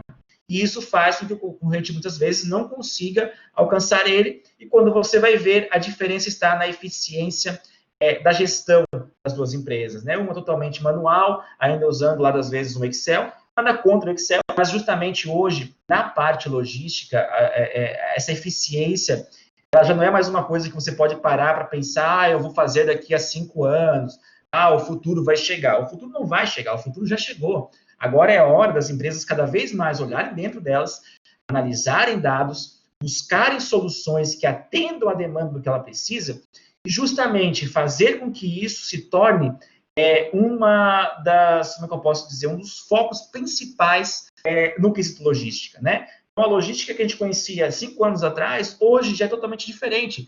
Daqui a 5 anos vai ser diferente de novo. Então, estar por dentro dessa inovação, trazendo soluções inovadoras, soluções diferentes de mercado, faz com que essa empresa realmente tenha um diferencial de mercado muito grande, que lá fora no mercado ela consiga realmente se destacar e mostrar que, apesar de produtos com baixa margem, ela vai conseguir aumentar a lucratividade dela e também ter uma concorrência muito melhor, né? Então, basicamente, pessoal, seria isso que eu ia falar para vocês. É um tema bem abrangente, tentei aqui resumir em pouco tempo, né? Acho que deu o tempo certinho. E justamente para a gente poder, vocês entenderem um pouco de como isso funciona, como as operações podem se tornarem muito mais claras, muito mais fáceis de serem feitas, né? A gente diz que a geração dos anos 70, 80, é uma geração que tudo era muito questão de força, né?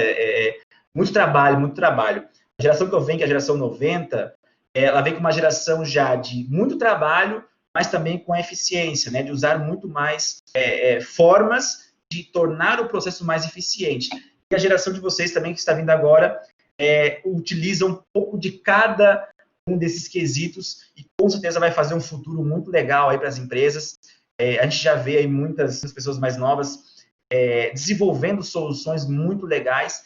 Tem muita oportunidade pela frente ainda. Então, eu digo que o Brasil é um local onde ainda existe uma vasta, né, praça, digamos assim, a ser explorada, e vocês que estão vindo agora aí têm toda a oportunidade do mundo para conseguir realmente levar soluções que ainda não existem muitas vezes, ou que já existem e podem ser melhoradas. Tá bom? Então, agradeço a todos que estão ouvindo aqui, e fico à disposição também, se precisarem de alguma coisa, sigam no LinkedIn, Josiano Mota, sigam nossas páginas da Ship to Ship também no LinkedIn, no Facebook. Valeu? Um grande abraço a todo mundo, pessoal. Muito obrigado. Muito obrigado, Josiano. Muito legal. Gostei bastante. Inclusive, depois eu tenho perguntas para ti também, se tu me permites. Claro, com certeza. Eu já tinha ouvido falar, mas talvez seja uma dúvida de outros que estão nos assistindo, que são, por exemplo, de agente de carga, que talvez possa corroborar também a minha dúvida, também possa ser a deles. Vou só fazer alguns comentários aqui em relação à tua apresentação também. A Renata comentou redução de custos, primeiramente avaliar internamente onde está o desperdício, e a Ship to Ship é uma opção para avaliar onde estão esses desperdícios no frete marítimo. Muito bom, diz ela. Que legal.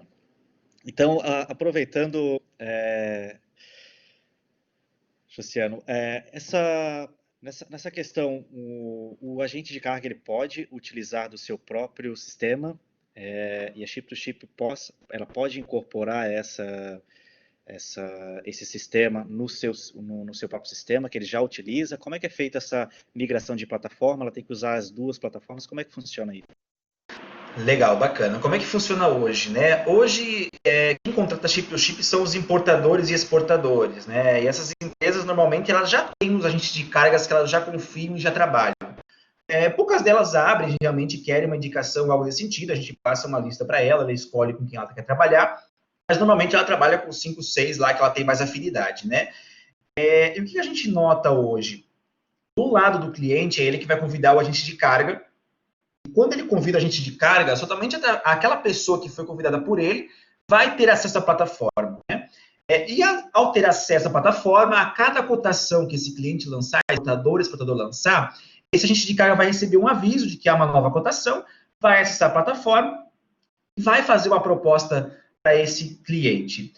O que nós criamos para resolver um problema? Porque eu já trabalhei com agente de carga. E muitas vezes a gente lançava lá para o cliente, me vê uma cotação aqui, marítima, origem tal, deixar carga número tal, e a gente lançava aquela cotação para ele, mas assim, era uma coisa muito escuro. A gente não sabia de nada, não sabia se o meu valor estava competitivo, não estava, se o cliente fechou ou não fechou, e por que eu perdi. E aí, na época, até quando a gente começou a lançar a plataforma, por que não criar uma forma onde o agente de carga saiba como ele está posicionado no mercado? Ou seja, ele, ao lançar a cotação para o cliente, automaticamente a plataforma já calcula todos os custos dele e dar para ele uma porcentagem estimada de quanto ele está acima de mercado ou se ele está com a melhor cotação até o momento. Isso faz com que esse fornecedor, com esse agente de carga, vá no mercado, vá com o armador, vá na companhia aérea, manda e-mail para a origem, falando que o custo dele está fora de mercado no momento e que ele tem que reduzir para poder fechar com o cliente. Então, ele tem um parâmetro, digamos assim, que antes ele não tinha. Antes, o parâmetro dele era, ou Deus me ajude, que era a única forma, do cara realmente pedir ali uma ajuda, ou então ele simplesmente ligar para o cliente, mandar um e-mail, cara, qual é o meu target, como é que eu posso chegar nesse valor, e aí acabando que a plataforma facilita esse processo, esse follow-up de cobrança, por exemplo, entre fornecedor e cliente final. Então, é uma forma dos dois se comunicarem e realmente fazerem negócios muito mais transparentes. Uma questão importante aqui, Robson, que a plataforma é muito trabalhada pelos clientes na questão compliance. Então, os nossos clientes hoje, eles têm uma, digamos assim, uma ética tão grande que eles querem ser transparentes com os fornecedores deles. Eles se preocupam com isso. Ele fala assim, Josiano, eu contratei vocês para mostrar para o meu transportador, para o meu agente de carga, que quem me fizer melhor valor, quem me der melhor prazo de pagamento, quem me der melhor transit time, melhor free time, melhor detention, eu vou fechar. Não é apenas o cara achar que eu não estou fechando com ele por outro motivo. Ali ele já sabe. Então, eu sou transparente com o meu fornecedor e isso me torna, digamos assim, melhor no mercado, visto pelos mercados. Muitas pessoas associam a chip-to-chip a um leilão. Só faz leilão quem quer, né, Robson? Mesmo hoje, por exemplo, fora da plataforma, cara, tem um monte de cliente que liga para um, liga para outro, olha, fulano me fez a tanto, fulano me fez a tanto. E a gente vê que na plataforma chip-to-chip hoje, 40% a 50% dos clientes não fecham pelo preço. Eles fecham por outros motivos. Então, assim, alguns realmente a questão é preço, mas ele não é uma questão de leilão. Ele analisa os preços, vê quem está muito próximo, fecha com um deles. Mas a maioria deles, quase metade, isso mudou recentemente, já não tem essa questão de leilão. Eles fecham por outros motivos. Tem cara que fecha com o último colocado, mas que tinha lá um transit time muito bom. Era o preço mais caro, mas o transit time era mais rápido e ele precisava de transit time naquele momento. Então, a gente diz que as plataformas de gestão, elas são para facilitar a estratégia desse cliente. E aí ele que escolhe como ele vai usar isso, como essa pessoa que está utilizando é que vai fazer essa estratégia. Legal, legal. Muito esclarecedor a tua resposta. Próximo questionamento vai para o Lúcio. Lúcio, meu amigo Marcos Ferreira, ele questiona sobre prospectar na Ásia ou até mesmo em outros países. Além dos desafios mencionados por você, gostaria de reforçar que o problema do não cumprimento do acordo e também do custo para buscar um fornecedor confiável. A possibilidade de encontrar alguém que faça a busca de fornecedores confiáveis, eu acho que ficamos com a pessoa certa. Exatamente um dos serviços que a gente faz aqui, Então, a Chinalink presta esse tipo de busca assim, de fornecedores lá na China. Isso diferente de duas principais maneiras. O empresário tendo essa disponibilidade, tendo esse interesse, essa vontade, uma primeira frente seria, a mais aconselhável, na verdade, seria ir até a China conosco. Então, tem várias feiras ao longo do ano lá, de negócio, em que os fornecedores chineses expõem seus produtos lá. Então, a gente todo ano, em abril, e agora estamos um pouco parados por causa da pandemia, mas em abril a gente espera já voltar com essas atividades. Então, acontece a Canton Fair, que é a maior feira de negócios do mundo, em abril e outubro lá na China. a gente promove missões empresariais lá para auxiliar os empresários a negociarem frente a frente com os fornecedores, ajudando na tradução, intérprete, agendando visita em fábrica lá na China, fazendo todo o processo de acompanhamento lá na China para que esses empresários indo para a China conosco voltem de lá com fornecedores, com produtos encontrados e com negócios concretizados. Ah, não tenho disponibilidade para a China, quero começar de outra forma. A gente tem um outro serviço que é um processo realmente de busca de fornecedores, em que você passa o que você precisa para a gente, em termos de detalhes, quantidades a se importar, detalhes técnicos, e a nossa equipe que fica lá na China faz o processo de busca. A gente tem pessoas brasileiros e chineses, né, que negociam direto com os fornecedores, fazem há pelo menos uns 5 anos só isso todos os dias. Entram em contato com fornecedores chineses para buscar os mais diferentes produtos. E a gente já fez um pouco de tudo aqui, praticamente. Então, atrás de mim tem um armário com algumas amostras aqui, de algumas coisas que cabem aqui ainda, né? Mas a gente faz de tudo, praticamente. A gente brinca que é de alfinete a bomba atômica. O que você quiser comprar da China, você vai conseguir comprar de lá, seja a parte de construção, seja a parte de iluminação, a parte de decoração, roupas, calçados, itens de beleza, confecção, eletrônicos. Hoje, praticamente tudo é feito na China e a gente consegue, sim, encontrar uma opção pura e interessante lá. Perfeito, perfeito, Lúcio. E corroboro também, tenho exemplos na família de que não utilizaram, por exemplo, os serviços de vocês e compraram o famoso gato por lebre. Então, o quão importante isso dado o investimento que é feito. Então, às vezes vale, isso não é uma economia, e sim vejo como um investimento, principalmente quem não tem, às vezes, um know-how para esse tipo de compra e negociação. Eu vejo isso bem como um investimento e não como um custo. Especialmente falando num Obrigado. processo de importação, né, em que não Sim. se fala de valores baixos, né? Então, Baixos. valores razoáveis em que um risco de dar alguma coisa errada pode sair bem caro. Exato, exato. E não só em relação ao prejuízo no pagamento e também com a alfândega brasileira, às vezes de tu estar declarando um produto e na chegada chega um outro produto e às vezes até um processo administrativo, sem dúvida, pode estar respondendo além dos impostos, obviamente. Obrigado, Lúcio. Outra pergunta também do Marcos foi a cabotagem. Ele comenta: acho possível ou provável que grandes armadores, operadores de navios de longo curso e que ainda não têm empresas aliadas ou subsidiárias atuando na cabotagem. Olhar para essa fatia do mercado brasileiro como um potencial alvo para investimentos a curto e médio prazo? Então, Marcos, acho que eu posso responder. Eu acho que, embora esse novo projeto de lei vejo com bons olhos, mas também precisa ser melhor analisado no sentido de evitar que essa concentração de mercado que há hoje, que ela não se mantenha e fortaleça apenas nos grandes armadores, nos poucos grandes armadores. Então, os grandes armadores de cabotagem hoje, os seus donos já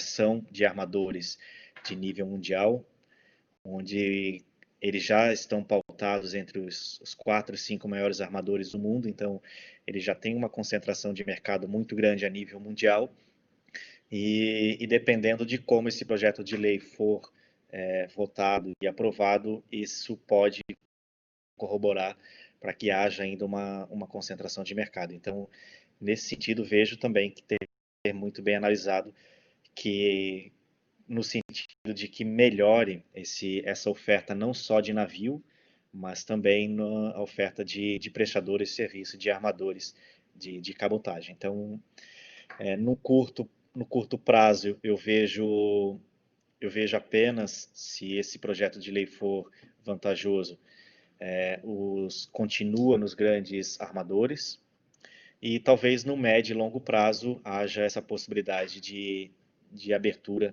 de criação de novos armadores de cabotagem. Então, Josiano, também mais uma pergunta. Exponha. Muito importante os seus comentários, diz o Marcos, pela plataforma Chip to Chip. pode acontecer de uma oferta ser melhor e mesmo assim não ser contratada pelo cliente. E o outro assunto é o HubSpot, e é um CRM que pode ser aplicado em agenciamento de carga. Acho que um pouco já respondesse, mas se puder complementar, te agradeço. Claro, claro, perfeito. Assim, com certeza, há diversos casos, como eu falei, quase metade das cotações, né, não são fechadas com o melhor valor. Porque justamente existem outros fatores numa cotação de frete internacional, não só o valor que o cliente decide por fechar ou não, né? E no quesito do HubSpot, a gente utilizava ele há um tempo atrás, utiliza ainda em algumas operações, com certeza pode ser usado no gerenciamento de cargas, principalmente para a questão de prospecção de novos clientes, né? Você conseguir realmente, digamos assim, organizar isso, gerenciar esses clientes. Então, com certeza, é possível utilizar. Muitos agentes de cargas já têm sistemas próprios, CRMs internos, né? Que eles já utilizam, mas com certeza é possível utilizar sem problema nenhum. Na prospecção, acho que até respondeu ali a prospecção, com certeza dá para utilizar sim, sem problema nenhum. Acho que é um dos melhores que existe no mercado hoje, né? Até como sugestão, a gente conhece alguns que são muito bons. Inclusive, a gente tem, como startup, né, a gente tem algumas ferramentas. Então, por exemplo, a gente tem ferramentas de pré-vendas, que são antes desses CRMs, né? Eu dou um exemplo aqui da Exact Sales, que é de Florianópolis, inclusive. É um ótimo sistema para você prospectar o cliente antes de avançar com uma negociação ou se apresentar para ele, mas você consegue prospectar cliente por tamanho, por tipo de cliente, por segmento. Então, existem algumas estratégias que você pode utilizar, e aí depois, sim, tem o HubSpot, tem o Agendor, tem diversos outros aí que podem ser utilizados e que fazem a diferença, com certeza. Eu acho que os agentes de cargas que estão buscando inovar e trazer essa diferenciação de mercado está começando pelo lugar certo, aí, o sistema certo. Legal, legal, legal, José. Muito obrigado pelas explicações. Meu amigo Ramiro Pera, essa pergunta vai para o professor Luiz. Professor Luiz, meu amigo Ramiro Pera pergunta qual a perspectiva dele, perspectiva do senhor, sobre o desenvolvimento do setor ferroviário e de cabotagem no país. Você possui alguma ação por parte das autoridades para este tema? Concordo plenamente com seus pontos de vista levantados quanto ao tempo, quanto ao longo tempo que será necessário para chegarmos à excelência nisso. Porém, mais importante é começar. Obrigado, Ramiro. Obrigado, Ramiro. Obrigado pela pergunta, Ramiro. Na verdade, a gente já começou este processo, né? Ele só está lento ainda e precisa, obviamente, ser acelerado. Em relação à questão das ferrovias, nós tivemos já uma evolução. A primeira rodada de concessão das ferrovias acabou sendo, ainda na década de 90, ela acabou sendo adquirida, no caso, as empresas que adquiriram as ferrovias, elas estavam mais preocupadas com a sua logística da companhia que comprou do que com a prestação de serviço. E este é um processo que ainda precisa evoluir bastante aqui no país, né, que está acontecendo, mas ainda precisa evoluir. O que eu quero dizer com isso, né? As primeiras ferrovias concedidas foram adquiridas pela Vale, algumas outras por alguns produtores, grandes produtores, né, do agrobusiness, etc., e o país acabou sofrendo um pouquinho com a disponibilidade para outros que não o próprio consumo da própria companhia, né? Era quase transportador de carga própria, vamos chamar assim. Né? A gente estava evoluindo bastante. Eu acho que tem alguns aprimoramentos que precisam acontecer ainda como disse, foi comentado anteriormente, né? Assim como para a cabotagem, aumentar o número de empresas que participam, que ofertam o serviço, no caso da ferrovia também. Então, nós temos algumas possibilidades, como tráfego mútuo, né? Direito de passagem, por exemplo, que significa não apenas o dono da ferrovia, entre aspas, o concessionário que opera a ferrovia, mas outros usuários também possam utilizar aquela infraestrutura. Na verdade, estaria pagando um pedágio para usar a via, assim a gente faz no setor de rodovias. Eu acho que ainda precisa evoluções importantes aí, no caso da gestão das ferrovias, que eu digo, porque em outros países do mundo, por exemplo, houve uma diferença entre quem administra a infraestrutura em si e quem opera os vagões, enfim, as composições. Aqui a gente verticalizou obviamente que isso tem vantagens e desvantagens, mas a gente precisa aprimorar um pouquinho isso. E no caso da cabotagem, eu diria também já começou o processo, mas aí eu também tem uma questão que às vezes a gente olha muito, e o país aqui, no Brasil, a gente está muito acostumado com isso, eu acho que de forma pequena equívoca, a gente comete, é que não basta só oferecer e criar algumas pré-condições. Na realidade, o cliente precisa estar interessado. Né? E aí eu acho que é outro mundo que a gente tem no Brasil, como se o problema fosse só o governo forçando que os clientes, entre aspas, utilizassem a rodovia. O pessoal também usa a rodovia porque ela é mais eficiente. E as decisões de quem compra o serviço busca sempre a eficiência, o que a gente chama em economia de generalized costs. Ele busca, na realidade, o menor custo generalizado. E muitas vezes o transbordo, por exemplo, é sempre um custo adicional, principalmente se tratar de produtos de maior valor agregado, né, e não necessariamente só commodities. Então, acho que a discussão era um pouquinho mais complexa, acho que já começou, Ramiro, na minha visão, este processo, ele só tem que ser acelerado agora. E aí eu concordo com todos os palestrantes aqui que dizem que, quer dizer, não se pode ficar parado esperando que o futuro chegue. O futuro, eu diria, é hoje. Alguém comentou essa frase, muito importante, eu acho isso. O futuro é hoje, realmente. Só que a gente tem que fazer todas essas ações de forma muito estruturada para não cometer alguns erros como já foram cometidos no passado. Obrigado, professor. Muito, muito clara os teus comentários e também concordo plenamente. Obrigado, Ramiro. Obrigado por prestigiar o nosso encontro. Ramiro, amigo meu de longa data. Pessoal, mais alguma dúvida, algum comentário que a gente possa estar auxiliando? Eu volto a enfatizar aos demais alunos em relação à confirmação da participação no evento, apenas para concretizar a presença de vocês, para que depois possa estar recebendo o certificado e assim comprovando as horas extracurriculares. Então, estamos à disposição. Se ninguém tiver mais nenhuma dúvida, nenhum comentário. Então, pessoal, agradeço muito intensamente a participação do Luiz, muito claro com seus comentários, uma verdadeira aula. Josiano, muito obrigado pela participação. Também pude aprender e com certeza vou poder estar comentando com alguns amigos em relação ao teu produto. Já conhecia, mas agora que mais profundamente tive a oportunidade.